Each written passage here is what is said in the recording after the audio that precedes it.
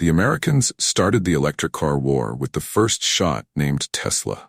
Their ambition is to make Tesla the sole leader in the global electric car market. However, just a few years later, in the East, a major competitor appeared, Chinese. Over the past 15 years, the number of electric car users in China has skyrocketed.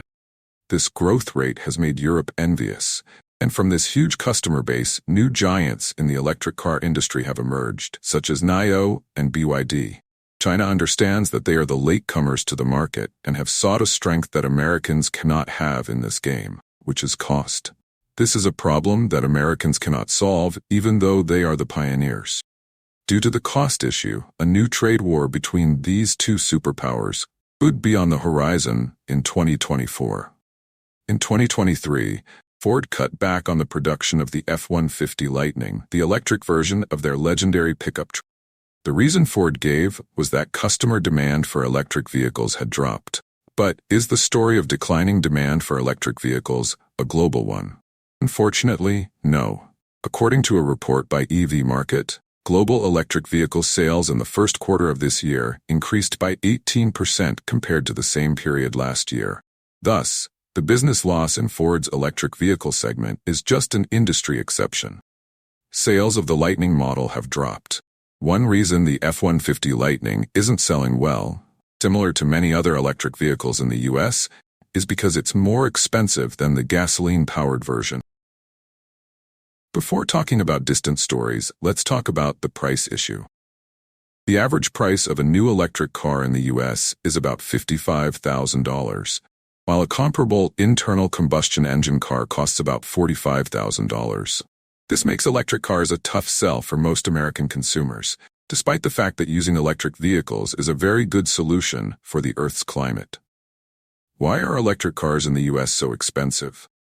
That's because a large portion of the production cost goes into the car's battery. It accounts for up to 40% of the cost. So it can be understood that whoever masters battery technology will reduce costs, prices will go down accordingly, and as a result, revenue will increase back. However, Ford is not holding 100% of the winning conditions in this game. Ford wants to reduce production costs and has wanted to move its battery manufacturing plant closer to the Michigan area. The governor of Virginia rejected Ford's request to build the plant because he suspected it was closely related to their competitor, the Chinese. Indeed, the battery technology Ford is using comes from a company based in Fujian Province, China. That company is CATL, the largest battery manufacturer in the world. This move has raised concerns that KL will manipulate Ford. CAL is a company suspected by Americans of being backed by the Chinese Communist Party. But CATL and Ford are just a small part of the global trade war specifically related to the electric vehicle industry. This battery plant is caught up in the larger trade war between the US and China amid the extraordinary rise of the Chinese electric vehicle market. Below is a chart of electric vehicle users compiled by Statista. It can be seen that at the early stage of the market, specifically in the 20s and 10s, Japan was the leading country, followed by the US. At that time, China, although open to electric vehicles, was still insignificant. However, only after a few years of developing electric vehicles, the billion-person market has demonstrated its strength. By 2022, the number of electric vehicle users in China had reached about 11 million, more than 5 times the number of users in the US, with just 2.1 million. Not stopping there, the Chinese want to go further. They want to dominate the world in the electric vehicle industry. Shortly after, another report was released. China has accounted for more than half of global electric vehicle sales, and in just a few short years, they have brought the best electric cars at affordable prices to the market. The key to this growth is electric vehicle batteries. Electric vehicle batteries are where the Chinese have truly dominated global market. So how did Chinese companies create the world's leading electric vehicle batteries? And can American carmakers create an affordable electric car without them?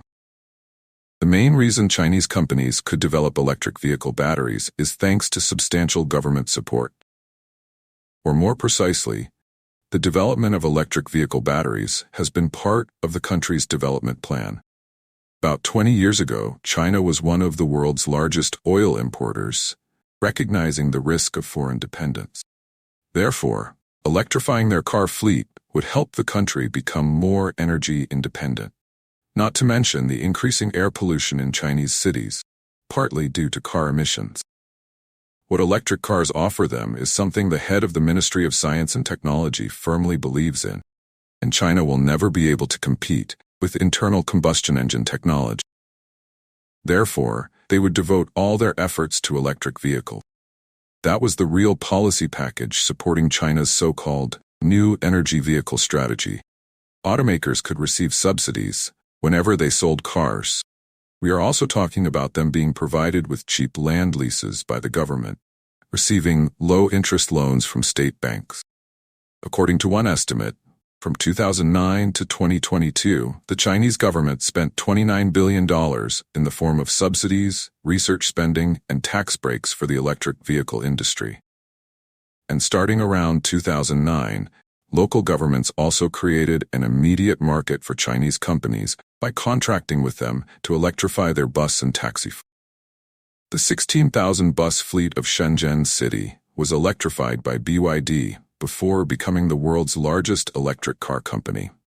To attract consumers, governments also provided them with generous subsidies along with other benefits.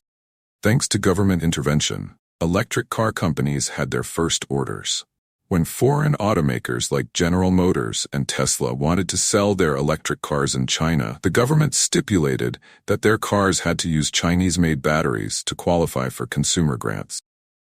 Even though the central Chinese government later phased out subsidies, the demand for electric vehicles in the country continued to rise because people now saw the benefits of electric cars in both price and performance. In 2024, more than half of new car sales in China are electric vehicles. This is an important milestone. It means that nowadays, most people actually prefer electric cars over gasoline cars. The second way Chinese battery companies have become dominant is through the battery component supply chain. Electric vehicle batteries will be a long story, but it can be summarized like this. The battery components contain rare elements such as nickel, cobalt, and manganese.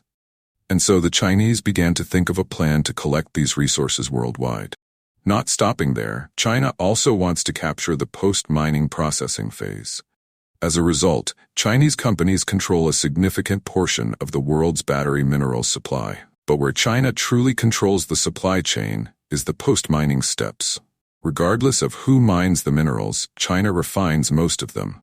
This is the step where plants grind raw, extracted materials and extract the desired minerals from them.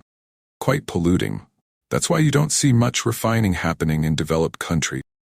With their market dominance, Chinese companies have led the world in battery innovation.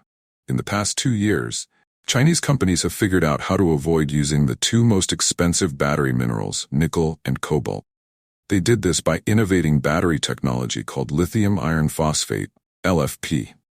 In 2023, CTL announced an LFP battery that can power a car for 370 miles after just 10 minutes of charging. And BYD has also developed its own version of the LFP battery. It's called the Blade battery. It's like a sword, very thin and very long. But essentially they say that by using that shape, can fit more batteries into the same space. Therefore, in that way, the same size car can go farther. Today, LFP batteries are gaining market share. Indeed, in just a short time from 2019 to 2022, the market share of LFP batteries jumped from 7% to 40%. And in the future, trend of using LFP batteries will increase even more. Problem is posed to Americans that after seeing China's dominance in the battery market, they also want to enter this market, and the first task must be to meet the demand for electric vehicle batteries for the U.S. domestic market. Bloomberg has given a number for the U.S. government to refer to.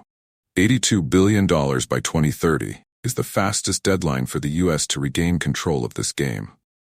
From now until then, the U.S. faces two options. One is to continue allowing domestic car manufacturers to use batteries with Chinese core technology to cover electric vehicles across the U.S., or deliberately impose high taxes on Chinese electric vehicle batteries alongside developing battery technology.